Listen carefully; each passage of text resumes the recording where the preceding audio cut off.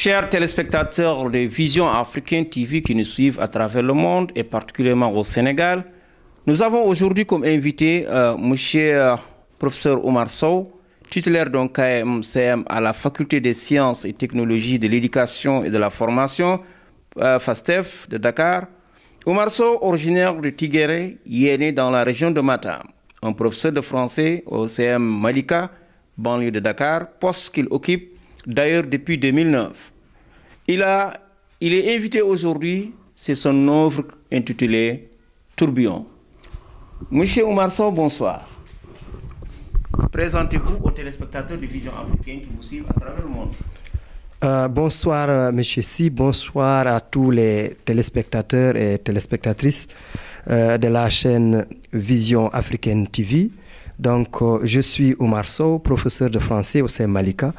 Et par ailleurs, auteur du roman Tourbillon, tome 1. Et je suis originaire de Tiguéré, dans la région de Matam. Donc, je suis ici à Malika et je sers comme professeur de français. Donc, je salue tous les téléspectateurs et je salue également tous les amis et techniciens qui sont là. Merci à notre invité du jour, professeur Oumar Sow. Oumar Sow, pourquoi Tourbillon? En fait, monsieur Si, ce roman, je l'ai écrit depuis plus de 10 ans et je n'arrivais pas à avoir un titre adéquat. Et alors que j'étais en vacances à Tiguéré, on était en famille, on prenait du thé avec des amis, on discutait. Soudain apparu un vent qui avait commencé de la terre au ciel, un vent qui tournait sur lui-même. Évidemment, c'est un tourbillon. Je connais bien tourbillon, mais je n'ai jamais vu un tourbillon aussi pareil que celui-là. Alors, avant qu'on ne prenne nos affaires, le tourbillon nous avait envahis, avec un vent violent qui tournait sur lui-même et qui ramassait tout sur son passage. Il a emporté tout ce qui pouvait l'être, les habits, les vêtements, les bols. Il a envahi tout le monde. Alors je l'ai regardé, observé d'un œil attentif. J'ai dit voilà un titre qu'il me faut. Parce que j'ai terminé d'écrire mon roman, je vais l'appeler ainsi, Tourbillon. Puisque le roman, comme ce vent qui tourne sur lui-même et qui passe là où il veut, sans protocole, mon roman également passe en même temps dans la société et emporte des sujets tabous, notamment le mariage forcé et précoce, l'inceste, la politique politicienne, l'immigration clandestine, la trahison. Bref, tous les thèmes sont dans ce roman-là. Voilà pourquoi je l'ai appelé ainsi. Téléspectateurs, vous avez a priori eu un aperçu du contenu du roman ou bien des points saillants du roman. C'est un roman pratiquement en le sillonnant. Il est tantôt romantique, quelquefois poétique, quelquefois le style est métaphorique et en même temps anaphorique. Monsieur Oumar Sow, qu'est-ce qui vous pousse réellement au-delà de ce statu quo d'un roman que vous avez mis le temps, 10 ans de réflexion, et donc un vent violent qui emporte tout sur son passage a pu vous inspirer. Qu'est-ce que vous voulez dire par rapport à ce tourbillon, par rapport à ce roman que vous, métaphoriquement, vous l'avez intitulé Tourbillon? Monsieur Si, merci, c'est une très bonne question. À regarder de près, surtout nous regardons la couverture, la première de couverture, nous avons vu l'image d'un vent qui tourne sur lui-même. Alors, ce vent-là, il y a beaucoup, surtout dans les régions en dehors de Dakar, dans beaucoup de régions, on note la présence d'un tourbillon.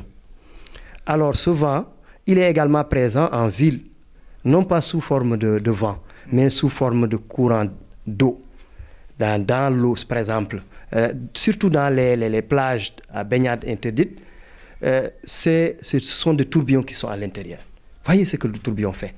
Et c'est pourquoi, quand j'ai observé de près, et j'ai fait également des recherches, j'ai trouvé qu'il n'y avait pas un titre meilleur que le tourbillon. Parce que moi, je fais partie de la société sénégalaise, la société africaine et la société de façon générale. Il y a des pratiques qui s'y passe, dont je ne partage pas, bien sûr.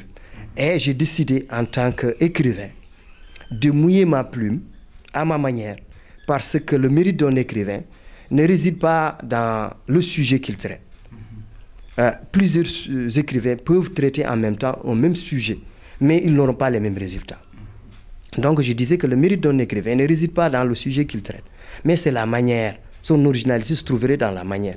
Moi aussi, style, j'ai décidé à ma façon d'apporter ma contribution en tant qu'écrivain, jeune écrivain, à traiter de sujets tabous dans nos sociétés. On ne parle pas d'inceste.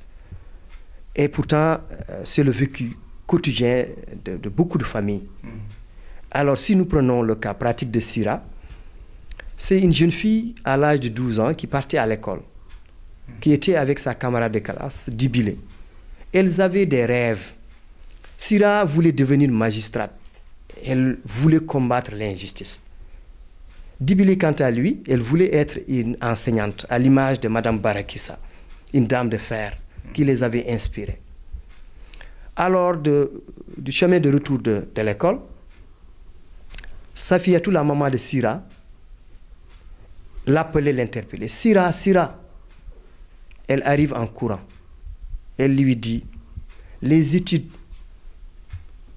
pour une fille ne sont pas très importantes. Son vrai diplôme, c'est un mariage et des enfants. Et j'ai décidé de te donner en mariage à Yata, qui est un politicien. Yata, c'est le diminutif de Yahata, en pulaar qui signifie n'ira nulle part, en wolof du dem. Parce que ces politiciens-là ne font que ce qui les intéresse, tout en montrant à tout le monde qu'ils sont là pour l'intérêt de tout le monde. On va y revenir parce que le thème de la politique y est abordé. Alors, Sira est donnée comme ça en mariage, forcé et précoce. Et bonjour les dégâts. Depuis lors, sa vie a basculé. Donc, Tourbillon, c'est le cri d'une jeune fille donnée en mariage, forcée et précoce. À travers elle, le cri de toutes les femmes qui sont victimes d'injustice, des pratiques sociétales un peu catholiques. Voilà, un peu catholiques. Monsieur Sow, j'ai l'impression qu'il y a le choc des cultures. Vous avez parlé des choses taboues. Quand vous parlez des choses taboues, c'est purement africaine. Et quand vous parlez un peu de la liberté, que Sira a été privée de sa liberté de choisir son mari et être donnée en mariage précoce et forcé. Monsieur Sow, comme votre roman s'est intitulé, me semble même les thèmes se mêlent. Et ça n'explique pas aussi une question toujours de respecter la ligne droite de votre roman Tourbillon? Voilà, monsieur, si vous savez, je vous disais tout à l'heure qu'il n'y a pas de technique ou de normes d'écriture pour un roman. C'est vrai qu'on parle de l'écriture balzacienne, ainsi de suite. Mais un roman, c'est une fiction. Chacun peut l'aborder à sa manière. Et c'est pourquoi j'ai décidé de faire de ce roman Tourbillon des feedbacks, une sorte d'épisode qui tourne sur eux-mêmes, comme le vent se déplace sur lui-même. De la même façon, si le lecteur n'est pas attentif, il se perd, il ne va pas s'y retrouver. Et c'est ça ma manière d'écrire qui s'y colle avec le titre. Parce qu'un vent qui tourne sur lui-même, qui ne connaît pas de chemin, a priori. Il n'y a pas déjà un chemin bien tracé pour le tourbillon. Il peut prendre cette direction à l'est, tantôt il va vers l'ouest, tantôt vers le nord. De la même façon, le roman fait des sortes de projections, sortes de feedback pour parler des thèmes de notre société. Par exemple, j'ai parlé de l'immigration clandestine. Zal a fait une immigration légale. Il a son grand-père qui a des papiers, qui a réussi. Il revient à la maison, il a construit une très belle villa Il a une belle femme, une belle voiture. Et les jeunes de son âge le regardent autrement. Et puis, il trouve son ami d'enfance, Daouda. Il lui dit, Daouda, toi, je sais que tu ne veux pas réussir. Si tu veux réussir, tu dois prendre un raccourci. Aujourd'hui, la réussite est un raccourci. Tu n'as pas besoin de te fatiguer inutilement. Mais Daouda lui dit, comment je vais faire? Il lui dit, c'est simple. Je vais retourner dans une semaine. Je vais t'envoyer de l'argent. Tu vas emprunter le chemin terrestre. Arrivé, des jeunes comme toi font une embarcation. On appelle l'immigration clandestine. Tout à fait. Et ils vont à l'étranger. En moins d'un mois, tout ce que tu avais pris comme frais, tu vas rembourser ça. Il dit d'accord. Et ça retourne en moins d'une semaine, il lui donne de l'argent. Et Daouda ne prend pas congé de son père, auprès de son père. Il n'a pas informé son père. Il informe seulement sa femme et sa mère qui ont caché ça. Il part avec l'argent de Zal. Une fois au moment d'embarquer, il avait fini son argent. Il doit payer une importante somme. Il appelle sur un autre numéro sa mère et sa femme.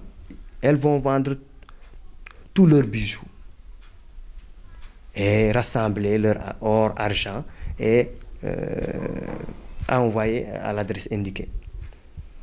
Daouda va embarquer et bonjour les dégâts. D'abord, la pirogue n'était pas adéquate. C'est parce que c'est une pirogue de fabrication artisanale qui ne peut pas nager dans des eaux salées avec les vagues houleuses. Ensuite, la nourriture, la ration alimentaire ne pouvait pas les accompagner jusqu'à destination. L'essence. Au milieu de la mer, il n'y a plus d'essence, il n'y a plus de nourriture. Et là, ils commencent, excusez-moi du terme, à se manger entre eux. Et certains qui ne voulaient pas être dévorés par ses prochains sautaient dans la mer. Et les requins et autres animaux suivaient eux aussi la pirogue. Jusqu'à ce qu'arrivent des secouristes. Ils ont sauvé ce qui pouvait l'être. Mais déjà, Daouda et autres étaient déjà dans l'eau. À un certain moment, le père a remarqué l'absence de Daouda. Il a interpellé sa mère et sa femme. Prise de panique, ces dernières ont décidé d'informer le père. Et c'est en ce moment-là qu'ils ont sillonné les côtes. Et ils trouvent les gens qui arrivent comme des poissons. Je compare là-bas dans le roman l'arrivée des émigrants, comme l'arrivée des mareyeurs qui récupéraient les poissons. Certains étaient déjà vivants, mais entre la vie et la mort, donc agonisants. D'autres aussi ont perdu la vie. Et on trouvait que certains ont perdu leurs yeux, qui ont été dévorés par des poissons et des requins, ainsi de suite. Certains sont dans une situation très avancée de putréfaction. On ne pouvait pas les amener pour les enterrer. On était obligé de creuser le long des plages pour les enterrer, pour dénoncer l'immigration clandestine qui se fait. Alors, des funérailles étaient organisées par-ci, par-là. Voyez ce que cela fait. Ça, c'est un vécu. C'est vrai que je n'ai jamais été victime d'immigration clandestine, mais je suis inspiré. Voilà. Très bien. Monsieur Sow, en sillonnant le roman du point de vue de la forme, nous avons tantôt que nous nous retrouvons dans une situation de perturbation dès le départ. À un moment donné, vous présentez Syrique dans une situation normale, jeune, avec sa copine. Le feedback aussi, c'est comme une fatalité. Le feedback n'est pas... c'est le fruit de la méditation, de l'imagination qui recoupe encore le vécu quotidien. Quelle est la finalité de tout ça pour mettre les gens dans un style extraordinaire qui fait de la différence par rapport aux écrivains que nous connaissons? Pourquoi le choix? Voilà pourquoi le choix, M. Si. Auparavant, il y avait toujours des normes pour écrire un roman. Et maintenant, pour créer une rupture entre ce qui se faisait auparavant et actuellement, pour également que nous, qu'on puisse marquer nos empreintes. Il est tout à fait normal d'innover. Moi, je crois à l'innovation. C'est pourquoi j'ai décidé d'écrire à ma façon. tel que le roman Tourbillon perturbe, mais également, moi, j'ai perturbé les normes de l'écriture. Alors, j'ai dit, pourquoi revenir sous forme de feedback? Vous avez vu que Sira avait du mal à retrouver ses souvenirs. J'ai dit, on a le plaisir de revivre le passé que si ce passé était agréable. Mais si on a un passé triste, on a du mal à le revivre. Et certains le vivent comme un cauchemar. Mais on mal aussi à l'oubli. À l'oubli également, mais on ne voit pas. C'est un mal, tout à fait. Et alors, il fallait également qu'elle sache pourquoi elle est dans cet état. Pourquoi hier nuit, elle n'a pas pu dormir, elle s'est mal réveillée, ainsi de suite. Elle n'arrive pas à se relever de son lit. Et tout le roman commence à partir de là. Et d'ailleurs, il a fallu d'abord que le narrateur l'introduise. Auparavant, ce n'était pas elle, parce qu'elle avait du mal à se retrouver. Il fallait qu'on l'accompagne. De la même façon, je demande à ce que les gens qui sont victimes de certaines choses soient accompagnés jusqu'à ce qu'elles retrouvent le reste. C'est comme un joueur qui est dans un terrain, qui fait un faux pas, qui tombe, puis on l'accompagne, il se rétablit petit à petit. Vous savez que l'écrivain a un rôle à jouer au sein de la société. On n'est pas là que pour dénoncer ce qui ne va pas. Mais également, on doit proposer des pistes de réflexion. Et d'ailleurs, si on se focalise sur les grands écrivains, nous avons l'impression que c'est des talentueux. Le classicisme qui a permis à créer des doctrines, oui. Il y a des livres encyclopédiques. Et aujourd'hui, les gens, on a l'impression qu'on n'écrit plus. Et face maintenant à ce dilemme, vous, en tant que nouveau écrivain qui a bouleversé la forme d'écriture, la forme de pensée, mais on est toujours dans le romantisme et la poésie. Qu'en direz-vous? Voilà, M. Si, nous, écrivains, nous sommes confrontés à des problèmes. Pourquoi? Parce que souvent, l'écrivain n'est pas compris. Et alors, il y a certes quelques relations entre l'écrivain et ses écritures, mais ce n'est pas forcément le cas. Moi, je peux écrire ce que je n'ai pas vécu. Et d'ailleurs, je disais que moi, je suis un homme, or Sira est une fille. Donc, l'histoire de Sira n'a rien à voir avec mon histoire. Vous voyez? C'est pourquoi, souvent, les écrivains ne sont pas compris. Mais malgré tout, nous allons continuer à écrire, quand bien même les gens ne lisent plus. Et c'est déplorable le fait que les gens ne lisent pas. Aujourd'hui, je pense comme hier ou avant-hier, l'écriture ne nourrit pas son homme. On n'écrit pas, on ne devient pas écrivain pour être riche. Non, on devient écrivain parce qu'on a des idées à faire valoir. C'est parce qu'on veut exister. C'est peut-être également pour s'immortaliser. Parce que l'écriture, c'est elle qui conditionne le savoir. Et c'est le savoir qui nourrit l'écriture. Et donc, j'invite les gens à lire, à soutenir les écrivains, à les côtoyer. Quand on dit lire, c'est voyager. Lire, c'est côtoyer également l'auteur. Comme les aliments nourrissent le corps, l'écriture, la lecture, elle aussi, tout à fait. L'esprit a besoin de se nourrir. Elle se nourrit de quoi? Parce que les yeux voient, parce que les oreilles entendent. C'est pourquoi aujourd'hui, les enfants ont un faible niveau dans toutes les matières, et plus particulièrement en français, parce qu'ils ne lisent pas. Ils ont cessé de lire.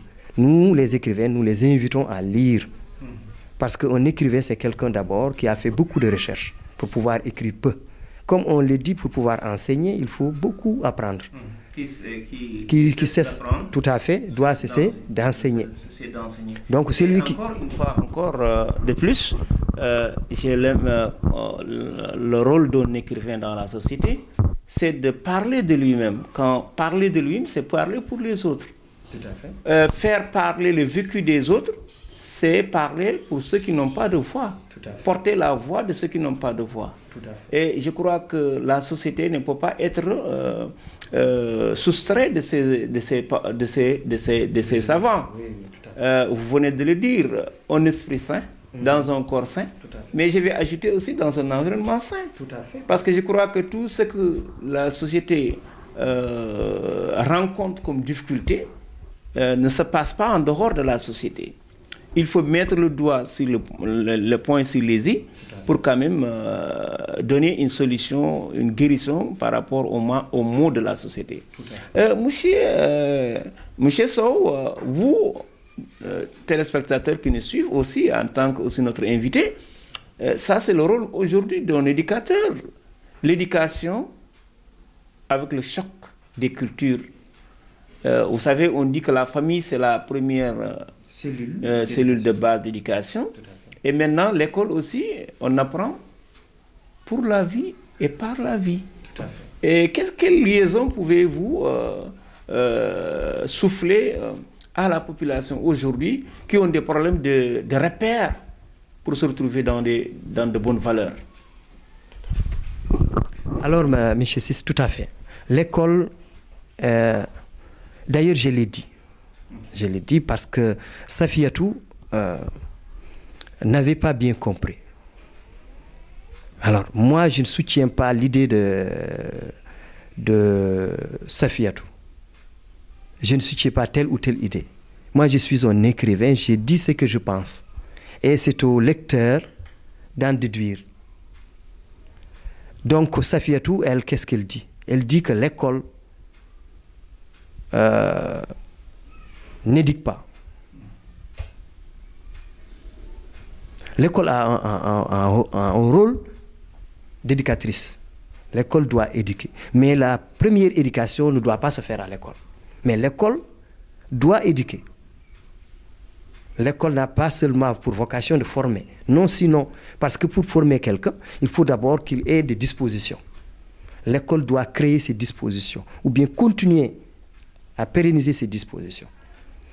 La première éducation doit se faire à la maison.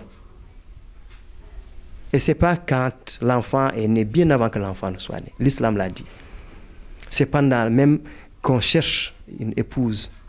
C'est pendant même que l'enfant est encore dans le ventre de sa mère. On évite la violence, les bruits, ainsi de suite. Tout cela fait partie de l'éducation. Jusqu'à ce que l'enfant soit né et que l'environnement soit adéquat et approprié. Et cet enfant, quand les enseignants, les éducateurs les reçoivent, ils trouvent déjà des prérequis. Et ils cultivent, ils continuent. Ils pourront installer ce qu'ils veulent installer. C'est pourquoi l'école doit aller en parfaite collaboration avec les familles. Ça doit être une continuité. C'est pourquoi moi je prône l'éducation dans les langues nationales. Et c'est meilleur parce que là, il n'y aura pas de rupture. Mais ici, nous avons un problème parce que le premier jour de l'enfant à l'école, il est dépaysé. Il ne se retrouve pas. Or, ça devait être une continuité. Parce que déjà la langue pose problème, l'environnement, le cadre, le décor, ainsi de suite. Et c'est ce qui fait que beaucoup d'enfants ratent du fait du système. Et c'est ce qui est arrivé à Sira. Elle a essuyé. Ce sont ses parents qui ne voient pas la nécessité. Et à la fin, j'ai dit le retour de Dibulé, qui a dit « Cessez et cherchez vos larmes, nous serons vos armes. L'heure de la justice a sonné, mettant fin à l'injustice. » Ainsi de suite. Ainsi de suite. Pour montrer que j'ai mis l'itinéraire de 2 filles, parce que je parle de la scolarisation des filles. L'une est victime des réalités de nos sociétés africaines qui mettent fin aux études des jeunes filles, et l'autre qui a eu la possibilité d'avoir une famille qui est compréhensible, qui l'a soutenue et elle a réussi. Et c'est elle qui est devenue l'avocat. Et elle est venue pour soutenir sa camarade de classe. Donc, notre société présente beaucoup de valeurs.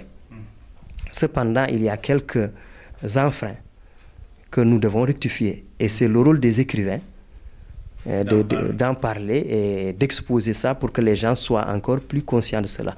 Et que certains sujets tabous soient mis à jour afin que ces pratiques-là cessent. Okay.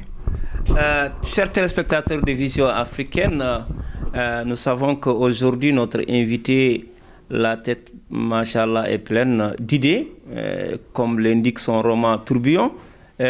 Nous invitons donc nos téléspectateurs pour les émissions à venir, parce que plusieurs thèmes font l'objet de plusieurs débats, plusieurs aussi problèmes soulignés ici dans le vécu quotidien de la société. Pour ne pas résumer nos émissions à venir, ou bien en parler pour extrapoler sur ce qui est à venir. Donc, nous tenons à arrêter notre émission ici par aujourd'hui cette introduction du roman Tourbillon. D'ailleurs, quand vous entendez parler l'auteur, vous savez très bien qu'il était inspiré par ce vent qui lui a donné l'occasion de donner un titre extraordinaire à son roman. Et en l'écoutant parler dans les sujets aussi tenants du vécu quotidien, nous savons pertinemment qu'il est dans la bonne conduite du fil conducteur de sa pensée. Nous invitons nos téléspectateurs aussi à s'approprier de ces livres et aussi donner beaucoup d'importance aujourd'hui à la lecture et à l'écriture. Parce que les écrivains, aujourd'hui, face à la modernité et à l'afflux donc de la technologie, les lecteurs, les écrivains se désintéressent, où on voit rarement les gens s'intéresser dans ce cas de figure, alors qu'il y a lieu et raison qu'on retourne à la lecture et à l'écriture. Parce que c'est quelque chose que aujourd'hui nos apprenants dans les écoles rencontrent énormément de difficultés. Il vient encore de souligner un aspect important, les langues. Tous les pays du monde se sont développés à partir de leur langue de base. Parce que quand une langue pose une difficulté de communication, le feedback dont ils parlaient va poser encore un autre problème. Parce qu'ils auront des difficultés aussi à bien comprendre dans leur propre langue le système d'éducation qu'ils doivent faire et le droit chemin qu'ils doivent prendre pour vivre en harmonie, pour vivre en toute quiétude, pour vivre en toute solidarité dans la société, pour ne pas se verser dans les tabous de la société. Monsieur Sow, votre dernier mot pour les prochains numéros à venir, parce que nous sommes dans une émission de présentation du livre, auquel nous avons souligné les points saillants, et à la prochaine, maintenant, nous allons traiter thème par thème, parce que ces thèmes sont importants, et la société en a besoin, parce que chaque jour, la société est victime de ces problèmes-là. Qu'en direz-vous en dernier mot? Voilà, M. Si, je te remercie beaucoup. Je remercie également votre technicienne et tous les téléspectateurs de Vision Africaine TV pour ces émissions, pour également cette faveur que vous m'avez accordée. En fait, j'invite tout le monde à venir acheter le roman pour soutenir les écrivains, pour me soutenir plus particulièrement. Et ce qui fait notre force, ce sont les lecteurs. Chaque lecteur est une voix. Si aujourd'hui la lecture était un vote, et sachez que chaque roman acheté et lu serait une voix validée et valable.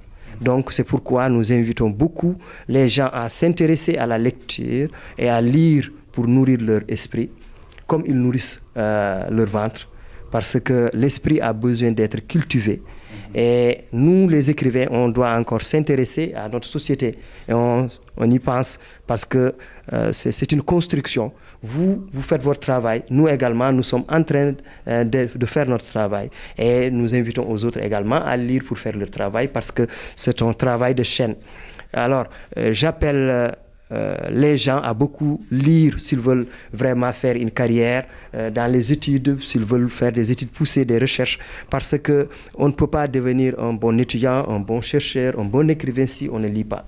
Il faut lire donc, et il faut acheter également les livres parce que les livres n'ont pas de prix.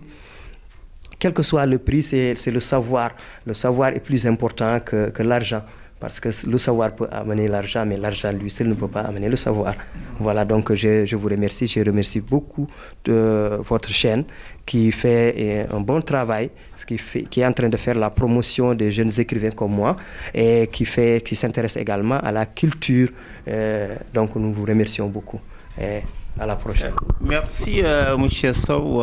Nous vous remercions nous aussi infiniment d'accepter notre invitation. Chers téléspectateurs, ça a été un réel plaisir de vous recevoir sur nos ondes de Vision Africaine TV. Nous avons beaucoup appris aujourd'hui à travers votre pensée et nous avons, à travers Tourbillon, on était un peu perturbés parce que c'est un ouvrage très hermétique, mais nous avons compris aussi par la quintessence du titre de l'ouvrage qui est Tourbillon que je ne pouvais pas interpréter carrément ta pensée. Et je me suis dit, c'est sorti de ma tête, on ne peut pas penser en dehors de sa pensée. Et penser, c'est penser sa pensée. Et monsieur professeur Oumar Sow nous a livré aujourd'hui sa pensée. Et à partir de sa pensée, on a pu quand même avoir une idée du roman que nous allons décortiquer plus tard à travers les thèmes abattus dans ce roman. Téléspectateurs Vision Africaine TV, nous vous remercions et nous donnons rendez-vous avec professeur Oumar Sow à la prochaine émission Lire et écrire.